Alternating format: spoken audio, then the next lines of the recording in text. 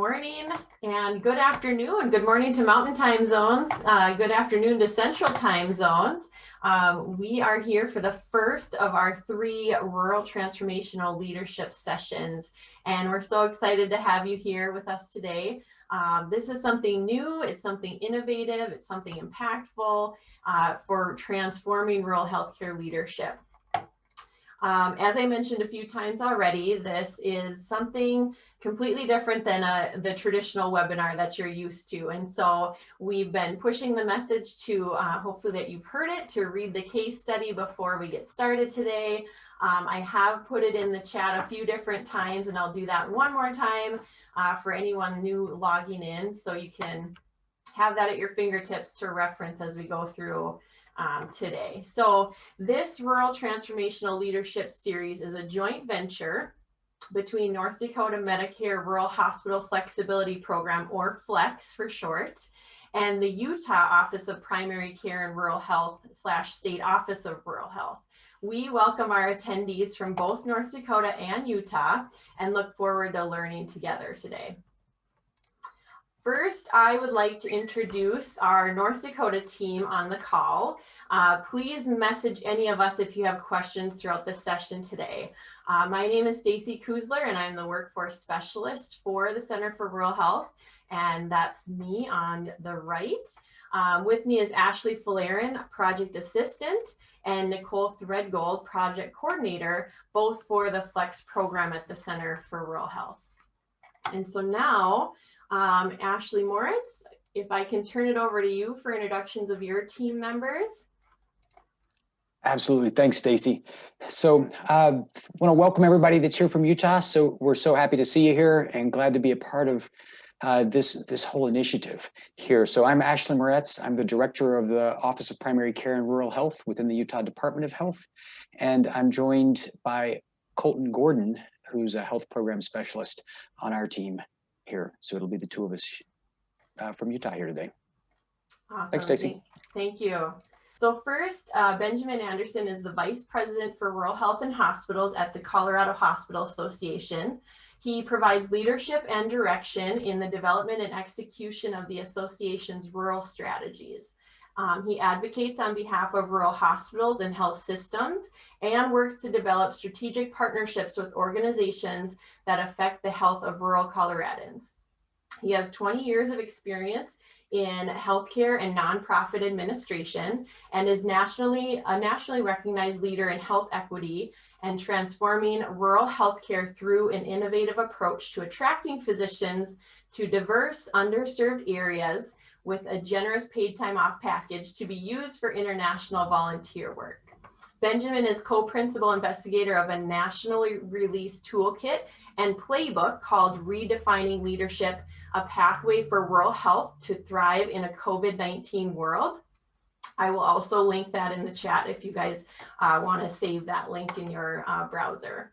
Prior to joining CHA, he spent 6 years serving as the CEO of Kearney County Hospital in Macon, Kansas, and he earned Bachelor of Arts in English and an MBA from Drury University, as well as a Master of Healthcare Delivery Science from Dartmouth College.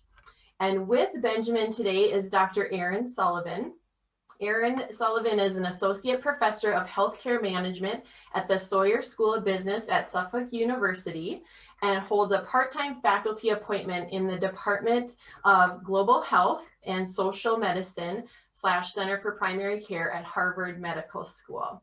Professor Sullivan joined Suffolk University in July 2020 after spending almost 7 years as the Research and Curriculum Director at the Harvard Medical School Center for Primary Care. And in this role, she worked across an array of research and evaluation projects related to primary care.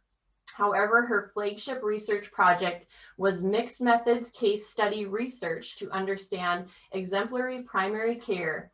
And Professor Sullivan's research and teaching interests are focused on how to build leaders, teams, and culture in healthcare. We are so excited to have you both with us today, and I will turn it over to Benjamin. Thank you so much, Stacy. Just a few comments here. First of all, thank you all for having us. We're very excited to be here. A couple comments on CPSI, the sponsor. CPSI as a company is best known as an electronic medical record company, and that almost exclusively serves rural hospitals and clinics around the country. I think they have about 1,300 clients. I know them well because as a hospital CEO over 13 years ago, and amidst that meaningful use craze that we went through at the outset of the ACA, I made the decision to engage their company to transition our hospital from paper records to an efficient EMR.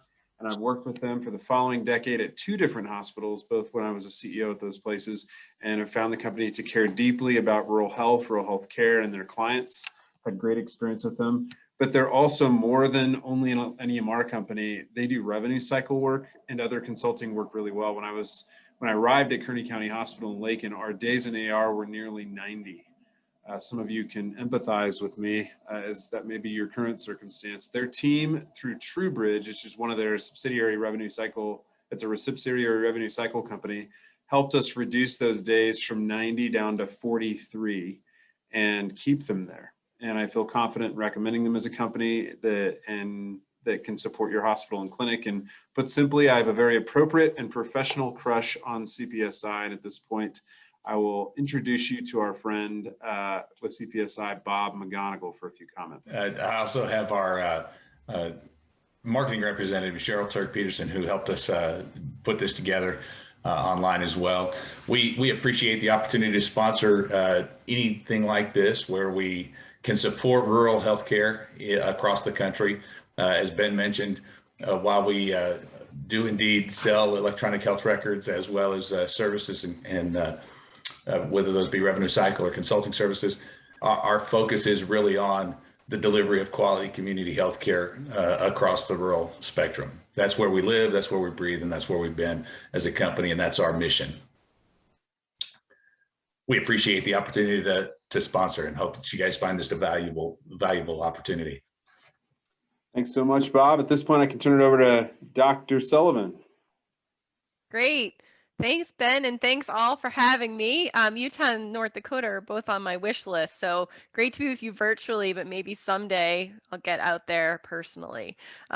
These are both, as I said, on my wish list. So I want to start actually by setting the stage of what we're about to do with this whole case discussion methodology in case it's new to some of you. So let me go ahead here and share my screen and some of my favorite quick ground rules and information. All right, so the case method. So the case method actually pioneered at Harvard Business School as a way of teaching and learning that is formed around discussion and around the discussion of the students in the room. So what I love about this method is it really turns the students and participants into the active learners and the instructor into the facilitator or the orchestra conductor. So there's no sage on the stage here. Because we write cases to be discussed, we really want you, particularly in your small breakout rooms today, to share your opinions, your ideas. At the end, we'll talk about plans of action and solutions, and we want to hear those from you. There is, I think, about 40 people on the Zoom last time I looked at the participant list. If we just do some very simple math here and say that everyone has 5 years of experience, I'm sure there's way more years than that, but if we do 5 years of experience times 40 people, there's over 200 years of experience in the room. And we really want to draw on all of you and your experience in discussing this case about burnout. The other thing to note about cases is we actually intentionally write them to have no right answers, right? There's a lot of different directions that we can go at the end of the case and different decisions that can be made. And so that's part of the discussion and the conversation. Some of the things we want you to do during discussion is listen to others, get ideas and build on them. And also know that it's okay to disagree. It's actually important to disagree because that's where some of the learning comes and that's where new ideas can be generated or things that you might not have thought of before. Please participate. Stacy's sort of covered this in the housekeeping, but we really want to hear from all of you. We need all your ideas. We need all the experience in this Zoom room. And then at the end, the beauty of the case method is it gives you the ability to decide what all of this means to you. What does this mean to you in your practice, in your workplace? What are you going to do differently? What can you take away? Or what might have you done differently if you were in the shoes of our protagonist, or if you were in the shoes of the hospital CEO in this case? You can come to your own conclusions. You don't have to have the same conclusions as everyone else in the room. It's not like a math problem. You are allowed to have your own spin on the end of the story if you would like. The other beauty of the case method is the learning tends to take place over time. So even though we're here for 90 minutes, 2 weeks from now, something from this case might pop into your brain as you're actually doing your work, and something that you heard here becomes relevant. And they've actually done a lot of research on this and studied it. So it's true that the learning plays out over time, which is also makes the method fun. A few discussion norms. One is when we're in this big Zoom room, it's really helpful to use the Zoom blue hand participant hand raise function, just because there are 42 of us here. I am going to encourage you to use chat. When I've been teaching adult learners during the pandemic, sometimes there's some great stuff going on in the chat, just as there's some great stuff being said in the room. And that's, you can sort of key into whatever depending on your learning style, but please feel free to use the chat. A few other sort of tips, particularly for the small breakouts, is to build on what others say. Try not to repeat what others say. If someone's already said it, either add on, second that comment, say, I completely agree, but don't sort of repeat. This tends to be a bigger problem with my graduate students, but worth saying. Also, I would aim to speak for 30 to 60 seconds, be concise and get to the point. And then the other thing that I try to say is, if you're sharing, particularly in this environment, a story from your own health system or organization, be cognizant of not leaving this meeting and sharing that story from that health system and with that person's name. Sort of that Vegas rules, or what's said in Vegas stays in Vegas, or what's happened in Vegas stays in Vegas. We want you to share the learning, and we want you to share what you take away from the session, but nothing sort of attached to particular people or places. And those are sort of my case method and discussion overview. And with that, I am going to actually ask if we can launch our first poll, because this case is fundamentally about burnout. And I just thought it would be interesting to ask everyone on the call is, have you ever experienced burnout? And sort of see where we all are with that. We have 85% of our respondents have experienced burnout, and we have 15%, lucky them, who have not experienced burnout. So thank you for helping us start there. And I think before we move on to our next poll, I just want to ask for those of you who have experienced burnout, which is the majority, does anyone want to share what that feels like, either in the chat or raise your hand and share with us what that feels like? Victim mindset. Thank you. Yes, that's we're getting things in the chat. Great. Victim mindset, that you're not able to meet everyone's expectations and you're letting someone down. Absolutely. Negativity. Ooh, disconnected, uninspired, unfocused. Burnout is very similar to anxiety. Yes. Feeling like I'm not making a difference. That's a good one. Not motivated. Avoiding correspondence and engagement. Yes. Tired, difficult, difficult to focus or find inspiration or motivation, can't get anything accomplished, overwhelming. Yes. Thank you. These are all great, and they all started rolling in at once. Difficulty feeling empathy. Absolutely. So yeah, these are all reactions to burnout and to sort of the inability to manage the chronic stress that might happen at a workplace. These are absolutely all feelings you can feel towards your job, your role, your workplace when you've been in a situation of burnout over time. So the next poll question that we are going to ask before we move to small breakouts is, I'm curious, hopefully you've all read the case. We've been talking about reading the case since you logged on, but I'm curious where we are at the beginning of this discussion of what you're thinking Dr. Wilhelm should do as the case ends. Should he stay at MCH, or should he leave? If you were in his shoes, what might you do? Curious to see where we are, and then we'll try to see where we are at the end, see if anyone changes their mind. So if you can go ahead and vote. Oh, let me share the results. So we're somewhat divided, which is great. Hopefully this will mean we have great discussions. 60% of our voters said he should stay and 40% said he should leave. And this is sort of one of the critical issues at the center of the case.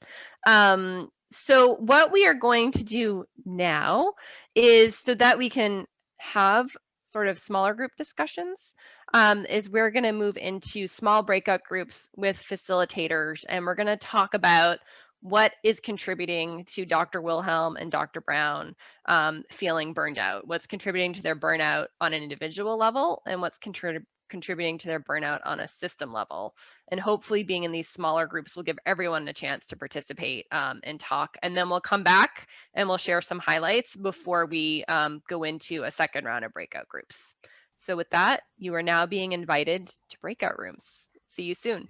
At this case, what individual level factors are contributing to Wilhelm's burnout?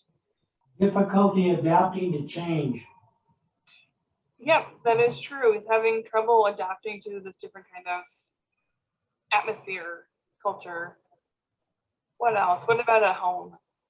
So when I was reading it, I felt he was overwhelmed trying to balance his time between all of his work and then finding family time. He felt like he was failing everywhere. They were on him to get his charge done. He couldn't be there for his family and is losing that bubble of time with his younger kids.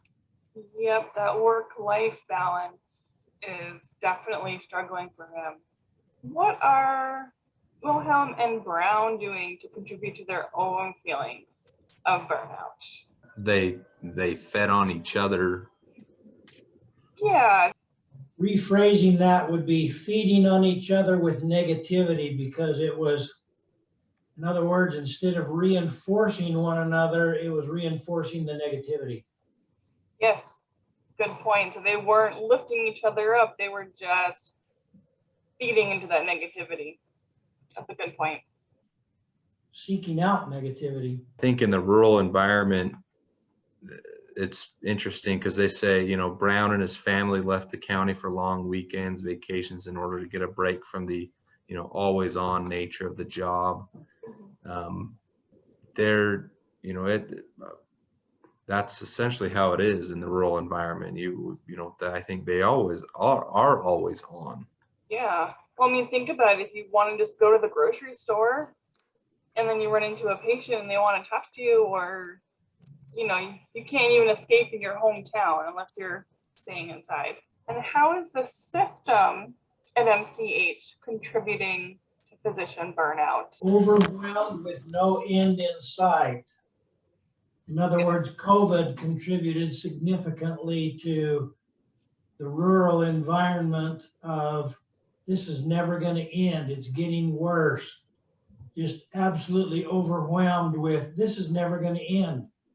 Yep, there was no light at the end of the tunnel for many months. You know, and MCH, they don't have enough physicians for the community that they're serving. Because essentially, even though the community is 2,200 for population, their service area is about 70,000. That in itself is a lot. Seeing 36 patients and then delivering a couple babies and then having to go into the ED in between all of that. I think the hospital, I think they're making efforts, but it's almost like the one comment that's, you know, made is that says, you know, as Wilhelm grappled with this reality,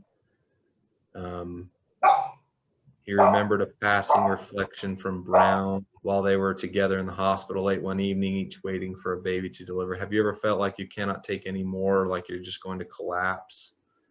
But then he says, as he sat in his office staring blankly at the medical record, Wilhelm considered the news that the hospital had signed an employment agreement with one new family physician who was still in residency. Discussions with the second one, neither would be available for another year. So I think the hospital's doing their part in recruiting, but it was almost like a delayed reaction. You know, it was very reactionary, definitely not proactive on their part to, you know, bring people in. That is true. And they did set up some provisions of, how many nights you can be on call in a row and those things, which was a good process, but it may not have been reality. I mean, they didn't seem to follow their own process. I think oftentimes, I think oftentimes physicians in rural areas, they're the number one dog. They are in charge. And then a second physician comes along, or even a third, and a lot of times they're not willing, especially if that physician may have more of a specialty, sometimes they're not willing to give up that place in the ranking in the facility.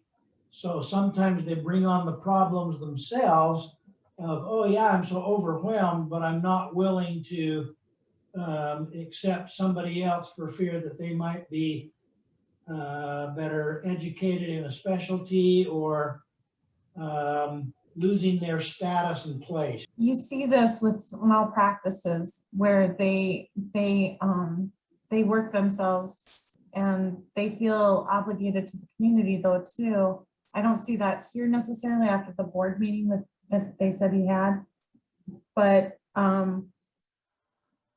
I know, like, when I bring in new physicians, the first thing I do is I try and get them a group of people that they can socialize with so that they don't feel so isolated. And I don't know if it didn't look like that really had happened here. It felt like they were kind of on an island by themselves, where if maybe they had a group that they could socialize with, it might have taken some of the pressure off. Yeah, that's a really good point, because some of the board, they didn't want all of that responsibility, or they didn't like being told what to do or how to create that relationship. I thought the comment in the case study about, the 2-finger wave, I like the 2-finger wave. I think it is like a sign of, hey, how are you? What's up? And here it was read differently. It seemed like it was more of a dig. What do you guys think about that? I feel with the community and knowing the 2-finger wave around here is, hi, how are you? Yes, exactly. I feel so much pressure when I'm not fast enough doing it either. I'm curious to hear some highlights of the conversation from our breakout groups. Maybe I'll start briefly, and this is 30 to 60-second highlights because we then want to move into our next iteration of conversation. But in terms of Wilhelm and Brown and what's individually causing their burnout and systemically causing their burnout, I'm curious to hear some highlights from our breakout rooms. And I'm going to start with whomever was in the main room. Great. Tyler, would you be willing and able to share? I called that in my mind. I should have said it out loud. I knew she was going to call on me. So I think there was just a couple highlights. Systemically, I think, the hospital is doing their efforts to recruit new physicians. Maybe it was a little reactionary because they're a year out of, bringing in some new people that are in residency and even maybe longer. The physicians are burned out, but, maybe they're not doing so. And then on the physician side, it's maybe they're not doing their part to, join the community. That says in one part, Brown was leaving the county for long vacations and kind of getting out of town, because that is the nature of a rural environment. They're always on call. They're always there. Whether they're not on call or officially on call at the hospital or not, they're seen out in the community. And we see that even at our own hospitals, seeing, the docs can't even cross the hall, without in the lobby without being stopped, and they're heading to the ER and from the clinic and, that kind of stuff. So I think as far as what we took away from that, I think there was lots of discussion there, but those were some of the highlights. So. Awesome. Thank you. Appreciate that, Tyler. What about breakout room 1? I think we were just actually starting to get into conversation right before our room closed out that rural towns, even though rural is rural, they aren't always equal in terms of dynamics within the town. And so maybe their, experience growing up in their hometown is not exactly what they're experiencing in the town that they've chosen to practice in. Great. I like that. Thank you. There's been a lot of kind of contention about when the physician's duties end. There's discussion that the physician, if they go grocery shopping or any other just kind of menial domestic duties, they go out of town for it because they feel like they're just constantly being asked, constantly being, pushed aside during church. They feel like there's always questions. And that was a big topic. I feel like that was kind of a priority item being discussed. Additionally, we found that, and we discussed that there were some old ingrained habits that were just kind of stuck in place that it felt like, just in the case study that the board didn't really want to move from. And that even with, the new CEO trying to push some change, there was some resistance and some friction between that could have contributed to the burnout. So awesome. Great. Thank you. Yeah, we talked a little bit about, they're not willing, not being at the personal level, they're not being willing to say no, letting things kind of get out of hand in that respect, what their own personal expectations were of what the position would be like, which I think kind of goes to what was just said about how different communities are different. And then, of course, he had the pressures of family that were adding to that. And then the board was kind of a new board. They were a mixed group. They didn't all have the same goals and focus, perhaps. Wasn't their full-time job, obviously. So, and they needed time to get to know that position and probably needed to be encouraged to take that time. So I think that was the highlights. And thank you very much, Stacy, for helping me with those notes. Thanks, Jamie. And then last but not least, Ashley, I think you've got the last room. I'll call on you first next time. That's great. Hey, we had Sam Perry who was going to share some thoughts from our group. Awesome. Well, without trying to step on anybody else's toes that have already said things, I really think the only additional fact we kind of discussed was the need, or the fact that the CEO kind of recognized the problem going into it and was willing to change and adapt. But then, of course, having a net negative operating income going into it, it's kind of hard to make changes with no money to support that. So otherwise, I think we pretty much touched on all the same points. Awesome. So this was a great sort of start with our first, what we call pasture of conversation around what was causing the burnout for Wilhelm and Brown, both individually. I think we mentioned they're unwilling to say no, as well as I know I heard in my room sort of the stage of life they're in with families and kids. That can be hard too, and balancing and juggling is hard. And then I think systemically we talked about things related to the board, being in a rural community, being in a rural hospital, just things that are inherent there that are a challenge.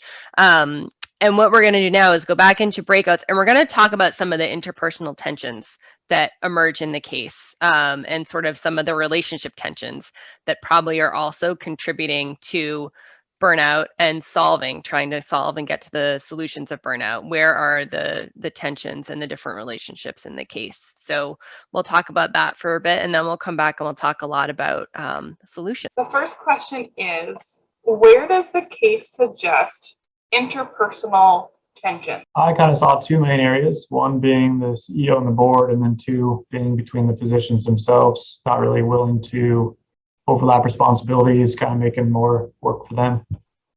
Yeah, the CEO and the board is a big one. Well, and I think, like he said, between the providers, there was a bit of, they were friends, but yet there was a fair amount of tension, didn't want to hand off to each other, but yet they were friends. So he was feeling badly about potentially leaving his friend in this situation. And I think they had kind of come to this together, like, okay, we're both going to go here. This is going to be a great location for us both. And then when one's thinking about leaving, I think that caused some tension as well. Even though he hadn't said he was leaving yet, he felt that tension. Yep, that's a good one.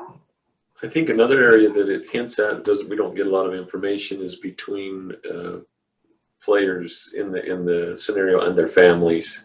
What's going on at home, and the potential friction there. Yeah, I think, that's part of that work-life balance, and that's a huge one. What about Wilhelm and his nursing and support staff? To be honest, I don't remember reading anything about that, so sorry. Well, just him, he's not, he's constantly changing his schedule around, moving patients around, and not finishing his notes and his charts. And I don't know that he's being the nicest to his support staff. It's probably safe to assume there's some frustration there with the support staff trying to deal with all of that. Yeah, it can't be easy to support a physician who is struggling with burnout. Another question.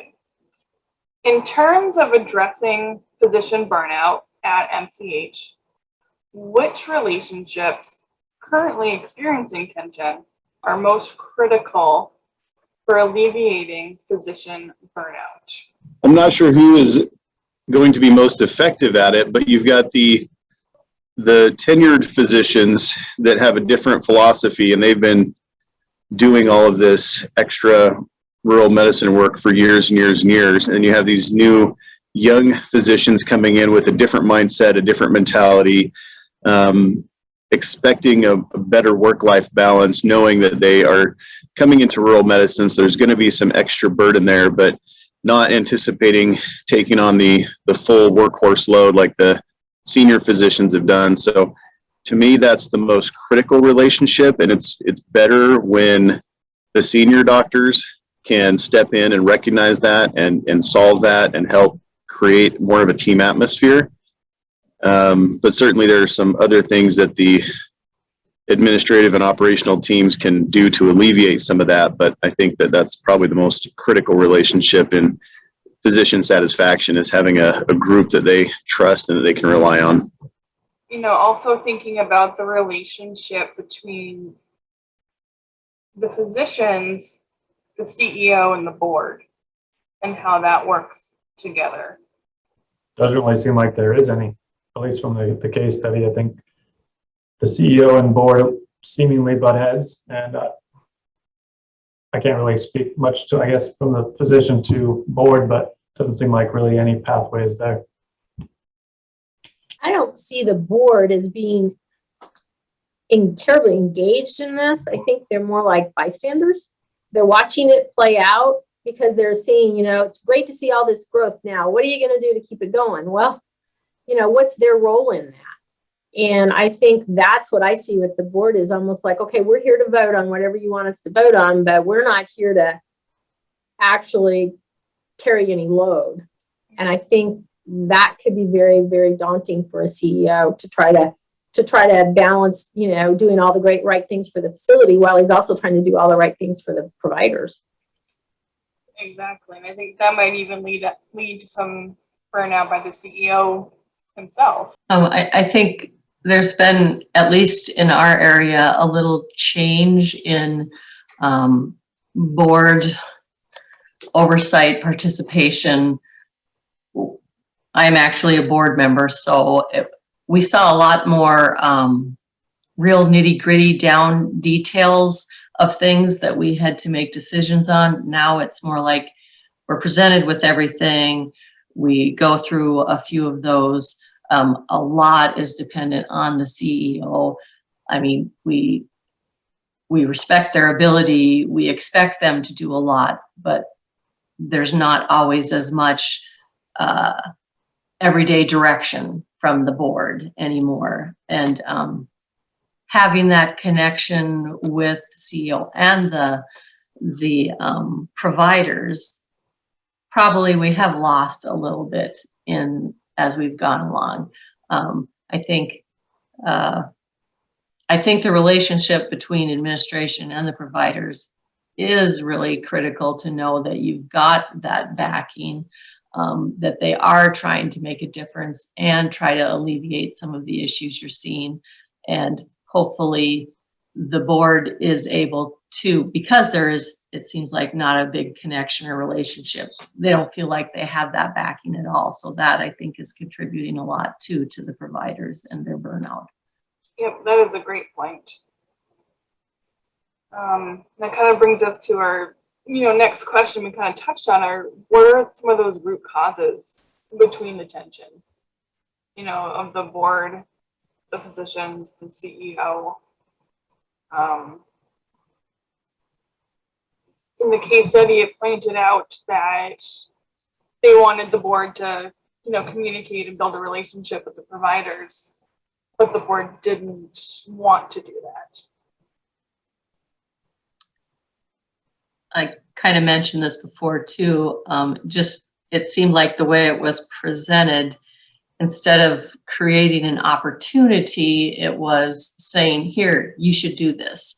And most people get pretty defensive that way. If there's a way to do it and encourage that interaction a little bit better than just saying, hey, you should figure out something, it might have went better there. I just really don't see a shared vision. I think that the CEO is should be tasked with to say, hey, board, providers, all staff, this is kind of the way we're going, whether or not that's retention focused or what it may be. There just didn't seem to be a common thread, I guess, throughout those three main groups. Yep, I really like the terminology you use, a shared vision, which is really important to have everyone on the same page. I wonder if there's a level enough transparency and honesty as far as the way people are really feeling. Because in the written material we have, we get all the information, but I wonder how well the information, how the physicians are feeling, how well are they sharing their feelings with the CEO, and what is the understanding there? Right, and do they have a relationship where they can be open to share those feelings without sort of, feeling that if they are open and honest, will it come back at them somehow? I guess, some other interpersonal tensions, and this kind of goes with, the physicians and the board, but the physician in the community itself, because the board is the community. And those who are on the board, might have probably been in the community for quite a long time, and they've got some good roots in there. And the physician in the community, in the sense of, do you really ever get a day off when you're a physician, whether you're on call or not? Can you go out into the community and just be a community member and not be a physician? I think that's pretty hard in a smaller or rural area to not have your profession known or what you do in that way. And I think we saw in the board's reaction, especially with, there's definitely trends or patterns set from a long time ago, like, why don't they just get out and meet everybody? That's all that we need to do, instead of realizing things really have changed. People have changed. What they want out of life is different than what a doctor 50 years ago was expecting. And if you don't have enough of those multi-generational teams working with these people, you will not see the range or be able to get the shared vision, like Sam was saying, that we need that. We see it here. We're like about 2,000 a population here. So yeah, everybody pretty much knows who are the doctors in town. And when they're out and about, I don't think I've ever asked them for medical advice outside of their office, but I'm sure people do. Mm-hmm. Good point. And there may be some training that needs to be done with those providers as well. Maybe they need to learn how to be, I don't know if you can teach it exactly, but I mean, setting some margins and, saying, thank you for approaching me about that. I'd be happy to see you in the clinic next week. Please call and make an appointment. And probably if you say that often enough, it eventually gets through, because I think oftentimes it's the same people that approach people a lot. Or at least I would imagine that's the case. So training might be good. Yep, that's a good point, Jamie. All right, it looks like everybody is coming back from their breakout rooms. We got 20 seconds until they are all closed officially. I hope everybody had some good discussions in their rooms. And I think we're back. Yes. I think we have almost the right number of participants. So wanted to do a quick round robin and hear from our breakouts of some of the highlights of the conversation about tension. And I promised Ashley his room could go first. So, and I was in Ashley's room this time around. So Wes, you are going to lead us off with thoughts from your room. So we first talked about the relationship between the CEO and the provider, and the CEO discussing, for example, notes and his requirement to make sure he's doing that, and note some discussion around making sure that the CEO was having conversations with that provider and others, of course, about creating an environment of success for that individual. We can't read everything in a case study or know everything in a case study, but that I think is what's incumbent upon a CEO or any leader, for that matter, in their respective departments or with their providers, is to be having those conversations and not just, hey, you need to get things done, right? And your past deadline. So that was a good discussion. We also talked about a doctor, the peer leaving town a lot, maybe not taking care of his or her fair share of the work. Discussion around call coverage, as well as a lot of times the old guard, they don't want to do call anymore. They did their time, so then they put the burden on the new people coming in, but that makes it even harder for the new people to integrate and be successful as a brand new provider. It just makes it even harder. So how do we do that? Do we bring in mid-levels? Do we bring in additional staff or equipment technology that alleviates some of the burdens around providers, both the new guard and quote the old guard? And then discussion around our board and how does the board engage with the providers, and how can they be helpful? And in some regards, many of our boards are volunteer, so it's hard to expect them to do much more than what they're already doing as governing members of our boards as volunteers. So are there ways to do that? And then I would also say, is there ways to engage our community leaders that aren't necessarily on the board, but then also still have others in the community engage with us and helping our providers be successful and integrating into our community. Awesome. Thanks, Wes, for that. Room 2, I think, Nicole, that was your room. Yeah, I think we reiterate many of the same points that Wes had already shared with the group. You know, one of the things that I had discussed with the people in our room, as a provider myself, you know, seeing patients when they come into the clinic, you're seeing them at oftentimes the most vulnerable points of their day, their life, whatever.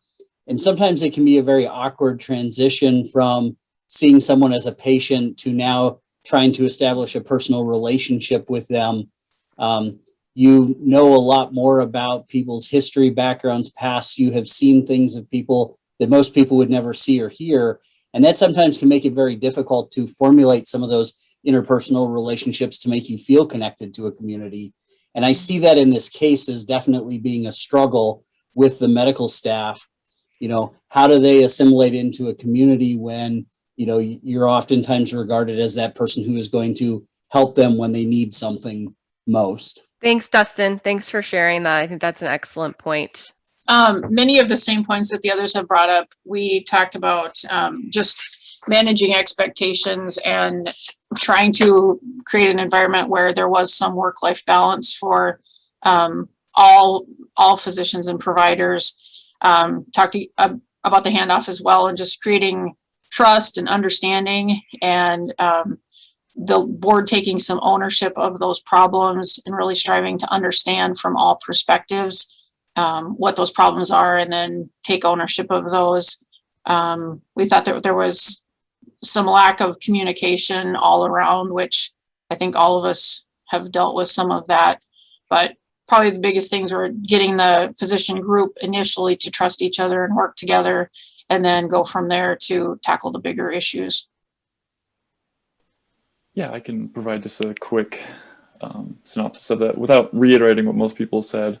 We did find a lot of interpersonal tension between Wilhelm, you know, the CEO, and the board. And, you know, the CEO obviously trying to instigate some changes, trying to gain that support from the board and the board's kind of unwillingness to budge from that.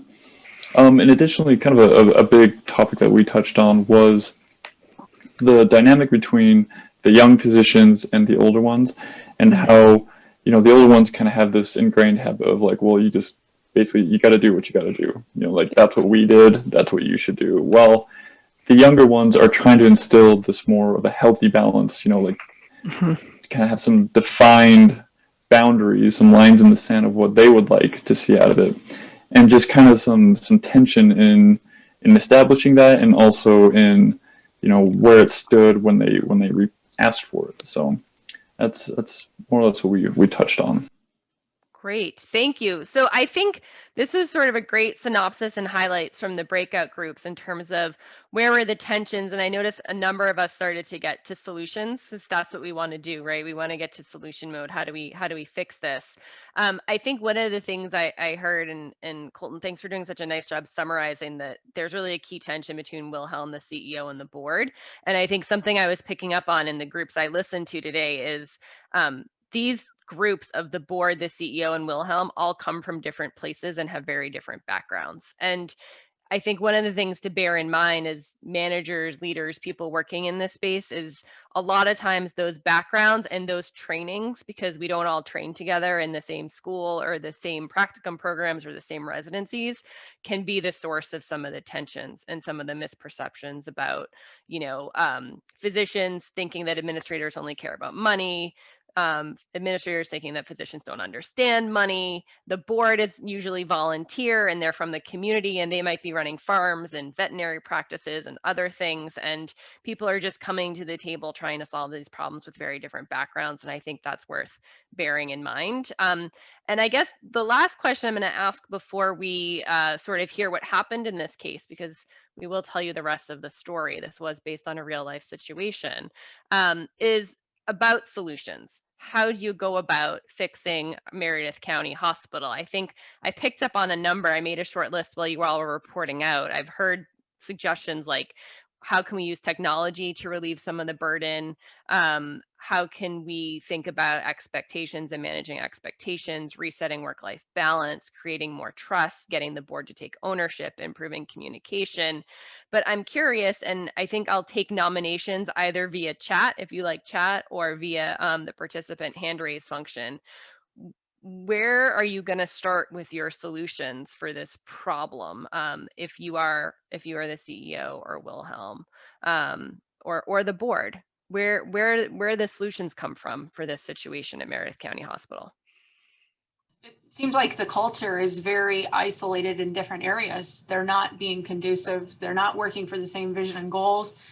They don't even have an ownership in the working towards moving the organization forward as one entity. They're all fighting each other, creating more work, and which then keeps them from being able to manage their work-life balance, because they haven't figured out a way to work together and take ownership in it, and not just in what they're doing as an too much, but when you take ownership, it's also being able to stand up and say, well, we need to make this change, and if we don't, we never will. Thanks, Melissa. I think that's a great lead off for solutions. Focus on the culture. I think that the CEO needs to probably meet more often for short periods of time with the doctors and let them know that he cares, that he's trying to help them solve their problems. But at the same time, he needs to invite the doctors to say, what do you feel like you can do to help solve your problem? And then how can we help facilitate? And then maybe come up with some points to say, we're here to help you.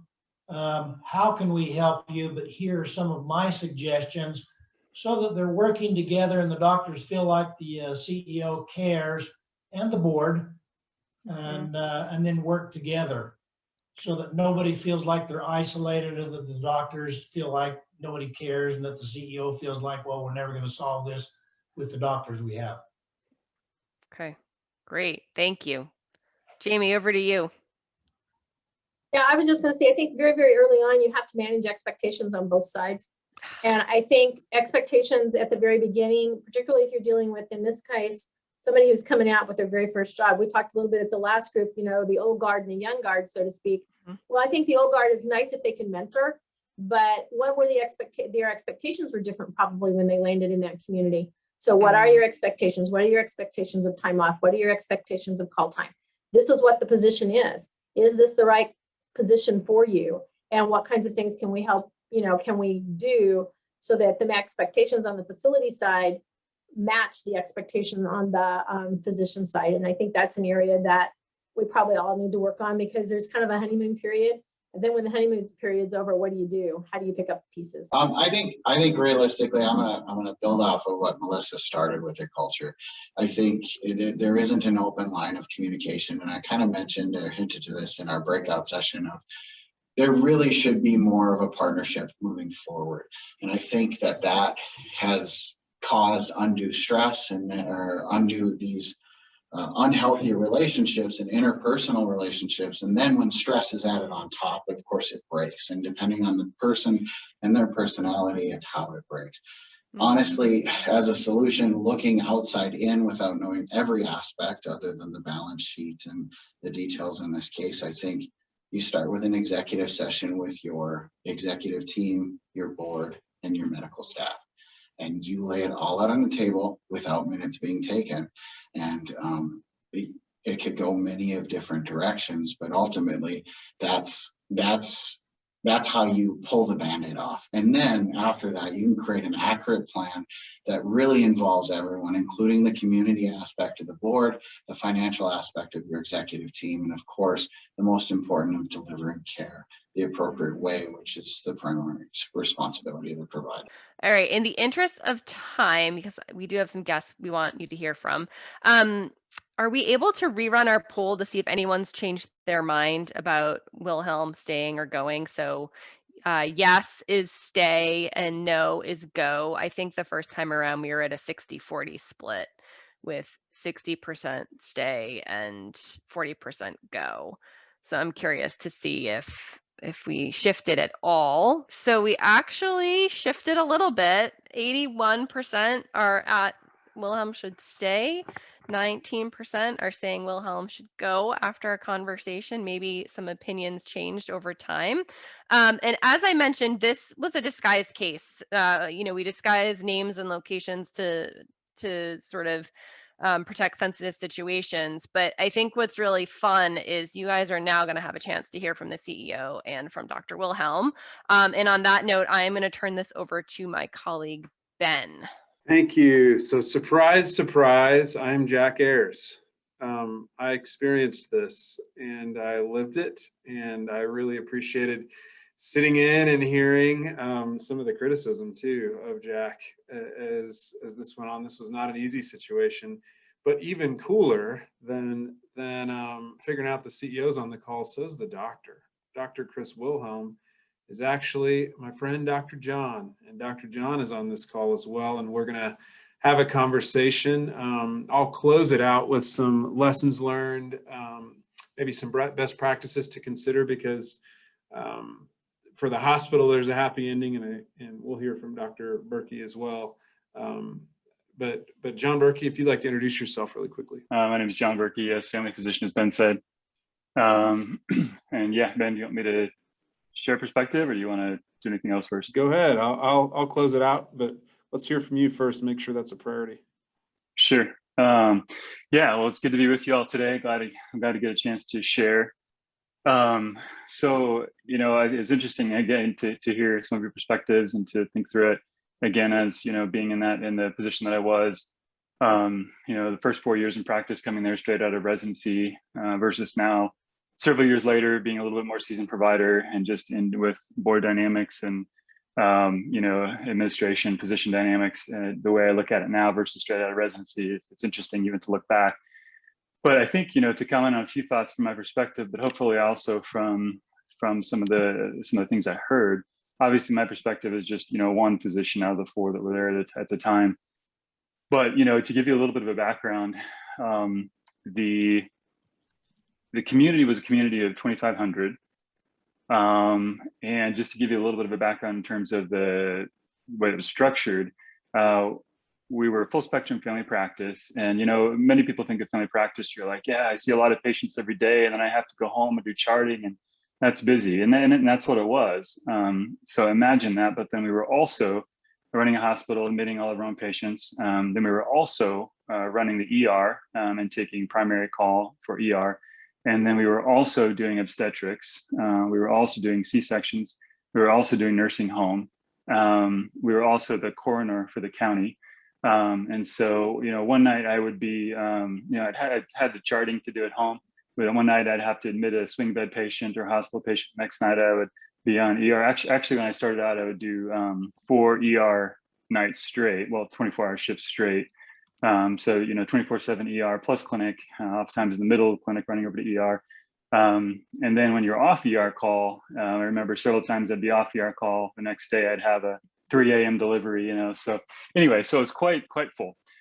Now, you know, why that was a challenge. So there was not good, I was a 4th physician. I was straight out of residency.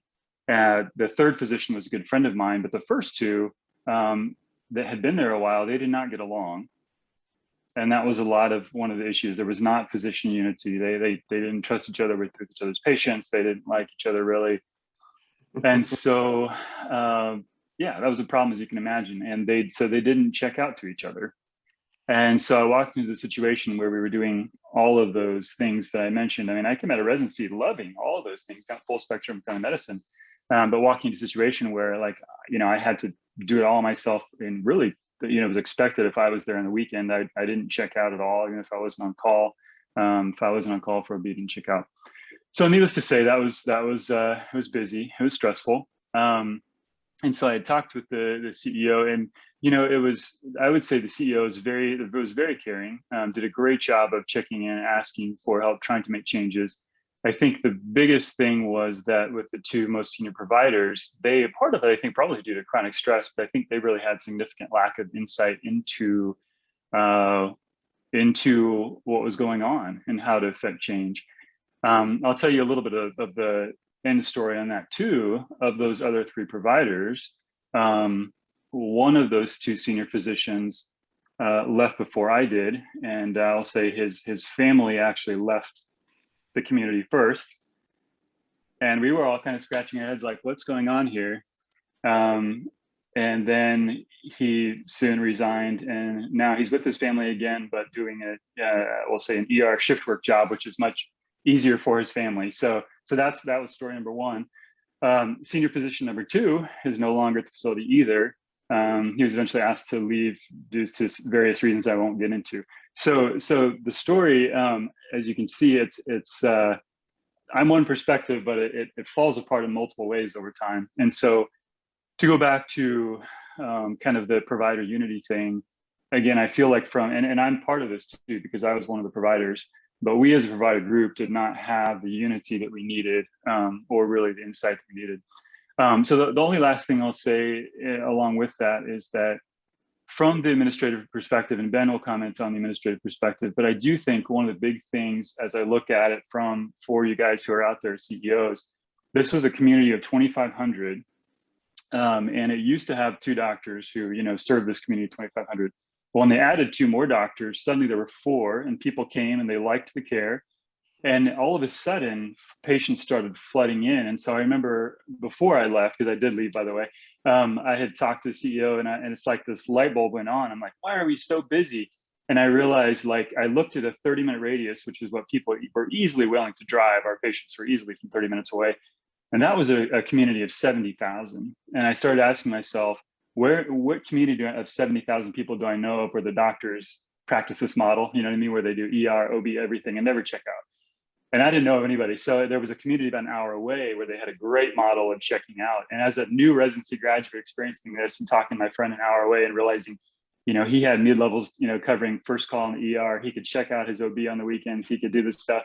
You know, my brain is exploding thinking like, there are other models. And so I think I would challenge you CEOs to say, not only, you know, get the providers on the same page, not only have the provider unity, not only give providers insight, but also think about things even like sustainable growth. And so, you know, when you've got going from 2 with a mentality of 2,500 people to suddenly 4, really drawing from 70,000.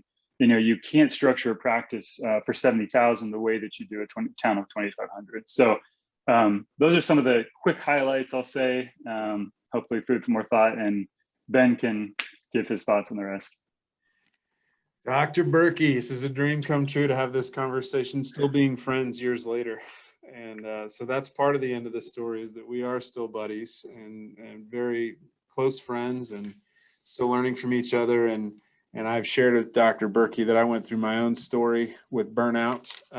After he left, it was really even very, very much more difficult. But so the end of the story is that we recruited, after Dr. Berkey transitioned, we recruited 9 new medical providers into that practice, grew the primary care base there by over 60%, and ended up with the first 2 consecutive profitable years in 30 at that hospital, and nearly killed myself in the process because many of you who've recruited a doctor or 2 or providers know that it's not easy. But I want to close out with some lessons learned, stuff that may work and I believe did work in this context, because you probably looked at the financials when I got there. We had no money either. So we had to solve these complex problems without money. And so these were kind of cost neutral solutions. And I'll just toss them out for you. And if anybody has any questions, I'll toss my email in the chat. You can email me and I'll be happy to share those in more detail. First, focus on mission, vision, values of the organization. To what are we recruiting? We got to first smell ourselves and realize maybe it's us that stinks. Heard a really insightful comment during the discussion from Melissa about that, just focusing on culture. Second, be intentional about strategy. Engage the board, administration, clinicians, just like Dr. Berkey was saying, in developing a structure that would work. Start with the end in mind, what would work, and then work backwards. Heard Nina make an insightful description or comment about that. Know that there are several common profiles of providers that will move into a rural area. There's the local kid coming home, the work visa doctor, it's going to be there for a few years, the troublemaker that you've got constant problems with, the money doctor. There's the coaster that quit but hadn't quit yet and is going out for an outpatient only job and asking you to cover locums for all call. And then there's the missionary, the one's driven by a sense of mission or purpose. I want to encourage you not to settle for the troublemaker or a fit that isn't working in your community simply because you're desperate. Providers and spouses may hang on for long enough to solve the problem with a reasonable expectation if they know that the plan is in place and that there's a team working toward accomplishing them, especially with regular brief communication. Tyler, you made a great comment on that earlier. Go beyond locums companies. I mean, we've used locums companies, most of us have. Go beyond that to supplement coverage and use locums as an opportunity to build relationships with training programs. Invite the faculty and the residents from the training programs to provide coverage relief. In addition to carrying some of the workload, they can also check in on some of the rural physicians that they've trained and encourage them emotionally or spiritually as they've mentored them already through residency. Focus on hospitality when they do cover these residents or faculty. Treat them like family. Show them how you would treat one of the people that they're training should they move there. Don't wait to show the person that's showing up. Show them as they're working there. Then engage them with feedback. How can we make this an optimal place to live and work? Look for opportunities of improvement and then make the changes so that when they come back out, they can see that you're listening. Recruit in pairs or groups. Clinicians are being trained to accept jobs in groups to avoid the professional isolation and to give them a collective voice when they join a clinical practice in case they're, they don't want to be the only one up against a wall trying to drive change as Dr. Berkey experienced. Similar to college recruiting, when you engage multiple candidates, the recruits can actually help recruit each other. Get creative about making room for multiple providers. They don't all have to be full FTEs. They can be half FTEs. You can share the call over more people if you're creative about it. Always go to them. Always go to them. Again, with college sports, you think about the work that's done in the living room that Nick Saban or with Alabama or Bill Self with KU does in the living room. Go to them, experience their world and hospitality if they're comfortable or willing to share it. And often they are. They're wonderful, hospitable people, especially the mission-driven doctors or clinicians. Express more interest in getting to know them as people than as medical providers. Learn their life story, how they met their spouse, if that's applicable, if they have a spouse, how they develop relationship, what brings them joy. Learn that. Spend more time with the spouse if applicable than the candidate. They often are the most influential in that decision. Going to them gives you an opportunity also to see how they're trained. You get to experience their training sites and meet their faculty and build relationships there. And it also, and they're very proud to share that because they've spent so much of their lives there. Going to them also communicates that you care enough about them to come to them and not just summon them to your town. And if you are going to bring them, think creatively about transportation. More often than once, we would engage a tiny plane, spend $3,000 or $4,000 flying them out on a small plane. Instead of flying their family of 4 for $1,300, we would spend $3,000 or $4,000, and it changed the entire experience getting them there. But it was just considerate and a small investment for a big return. Treat them like you would treat your adult child who's moving back home. Consider their childcare needs, coordinate the purchase and renovation of a home before they arrive. That stuff doesn't cost money. You can even lease it back from them while it's being renovated or once it's renovated, and put medical students in it or something instead of paying a hotel or a motel or some other, renting an apartment. Just do that so it gives them a place to move into. Consider their friendship, their social networks. Develop a hospitality strategy for the community with the same intentionality as you would introduce a new service line. This must involve more than the CEO and 1 or 2 board members. And then finally, even when recruitment isn't immediately necessary, this process never stops. If the hospital had been recruiting long before, even right after Wilhelm and Brown arrived, if they continued that process, then they would be better equipped to introduce new energy and new capacity into the organization to avoid the burnout of Wilhelm and others. And so very, very privileged to share this with you. I know we're just about out of time. Happy to take emails from you or individual calls. I consider this a mission in itself. And just want to close by saying thank you to Aaron Sullivan. Thanks to Dr. Berkey for jumping on and giving of himself to do this, but also thanks to Aaron Sullivan, who from Harvard Medical School prioritized rural healthcare delivery, prioritized frontier by putting them as much energy as you did into this case. Dr. Sullivan, you communicated that you see us in the middle of America and that we're worthy of this kind of education, that we're worthy of investing in.